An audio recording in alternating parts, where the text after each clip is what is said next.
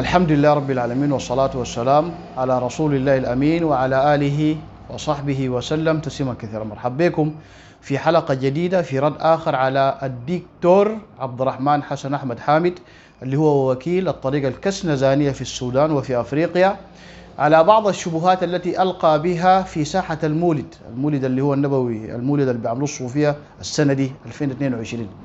طيب نشوف الشبهة القالة ونرجع لكم تاني. أنا أديك الدليل على إنه الدعاء ده مع زمن النبي، لأنه في رواية الطبراني والحديث أيضا صحيح وصححه المنذري في الترغيب والترهيب، والعظيم بن عبد القوي المنذري في الترغيب والترهيب، أن رجل جاء إلى عثمان بن عفان. كان الرجل ده سيدنا عثمان كان مشغول ما يشغل به، قام جاء سيدنا عثمان بن حنيف. سيدنا عثمان بن حنيف علموا الدعاء ده. الرجل لما رجع سيدنا عثمان اكرموا وديه السب. لما مالي قال لي يا اخي الله يجزيك خير، وما لو ما انت كلمته ما كان اشتغل بي. قال لي انا ما كلمته، لكني كنت عند رسول الله صلى الله عليه وسلم اذ جاء رجل اعمى.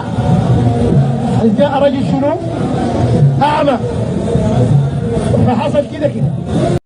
طيب هذه القصة استدل بها الدكتور الصوفي عبد الرحمن حسن أحمد حامد على أن يجيز التوسل الغير جائز، لأنه في زول في ساحة المولد عملوا زي مسرحية كده، جابوا زول صوفي بيسأله وهو بيجاوب.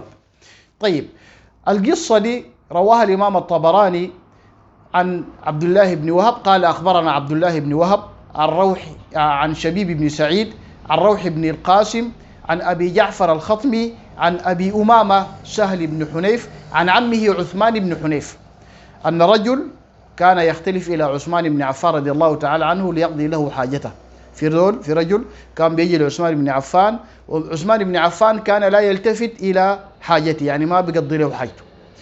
فشكى ذلك إلى عثمان بن حنيف اللي هو روى الحديث السابق اللي بتتذكروه، حديث الضرير الجاء إلى النبي عليه الصلاة والسلام وقال يا رسول الله ادعو الله أن يعافني. عثمان بن حنيف راوي الحديث ده. فعثمان بن حنيف قال له ائت الميضة وتوضأ وصلي وقول الدعاء قالوا الضرير، اللهم إني أسألك وأتوجه إليك بنبيك نبي الرحمة يا محمد إني توجهت بك في حاجتي لتقضى وقل حاجتك.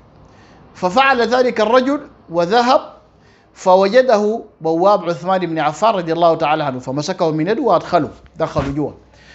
فجلس فقابله عثمان بن عفان رضي الله تعالى عنه وأجلسه على الطنفصة وذكر له حاجته وقضاها له وخرج، قضى له حاجته وطلع.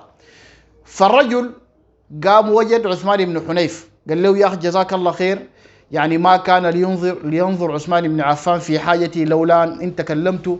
فعثمان بن حنيف قال له والله ما كلمته، ولكن رأيت رجل ضرير جاء إلى النبي عليه الصلاة والسلام وفعل كذا كذا كذا. هذه القصة بهذه الصيغة جاءت في الطبراني.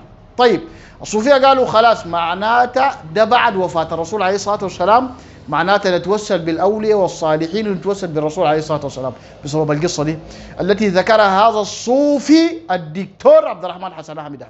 طيب القصة ضعيفة، العلماء قالوا لضعف حفظ المتفرد بها وهو شبيب بن سعيد. لو بتذكروا في بداية السند قلنا الإمام الطبراني قال أخبرنا عبد الله بن وهب عن شبيب بن سعيد، ده مجروح. وذكر ابن عدي في كتاب ميزان الاعتدال أنه قال شبيب بن سعيد اللي هو الراوي ده لعله يغلط ويهم إذا حدث من حفظه وأرجو أن لا يتعمد. قال الزول الراوي ده شبيب بن سعيد لو حدث من حفظه يغلط ويهم، ده أول سبب ضعف به العلماء هذه القصة. قال الإمام ابن أبي حاتم في كتاب الجرح والتعديل شبيب بن سعيد إذا حدث من حفظه يهم، وإذا حدث من كتبه فأجاد وأفاد. لذلك العلماء قالوا هو ضعيف، ضعف حفظ المتفرد به سبب، المتفرد بهذه القصة سبب في ضعف هذه القصة. طيب السبب الثاني لضعف هذه القصة مخالفة يعني الذين رووا هذا الحديث. شبيب بن سعيد خالفهم في رواة رووا الحديث ده وما رووا القصة دي، في تفرد بها شبيب بن سعيد، فهذا سبب لضعفها.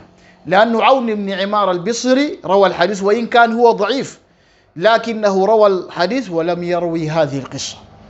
وأيضا العلماء ذكروا أن هذه القصة باطلة سندا ومتنا، وأعرض أهل السنة عنها وبها علل كثيرة جدا، فلم يستدل بها العلماء ولا علماء أهل السنة والجماعة.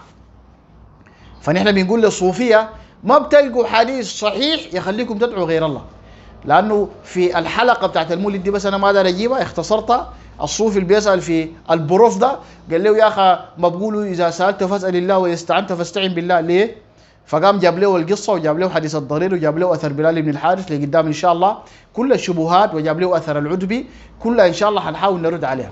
فأنت دكتور راسك فاضي، ما عندك علاقة بمنهج النبي عليه الصلاة والسلام، وانتوا يا صوفية أحسن لكم شوفوا الأحاديث الصحيحة اللي بتدل لكم على الدين الصحيح الذي جاء به النبي عليه الصلاة والسلام. حديث ابن عباس واضح يا أخي، قال كنت خلف النبي عليه الصلاة والسلام فقال يا غلام إني أعلمك كلمات احفظ الله يحفظك، احفظ الله تجده تجاهك، إذا سألت فاسأل الله وإذا استعنت فاستعن بالله. تجد تخلوا الناس يا صوفية يدعو الموتى والمقبورين من دون الله عز وجل، هذا من الشرك بالله تبارك وتعالى. فهذا هو الرد على هذه القصة الباطلة التي رفضها العلماء وذكروا أدلة كثيرة جدا على ضعفها. جزاكم الله خير وبارك الله فيكم، وانتظرونا في حلقة أخرى في رد على هذا الدكتور الكسنزاني عبد الرحمن حسن أحمد حامد. السلام عليكم ورحمة الله وبركاته.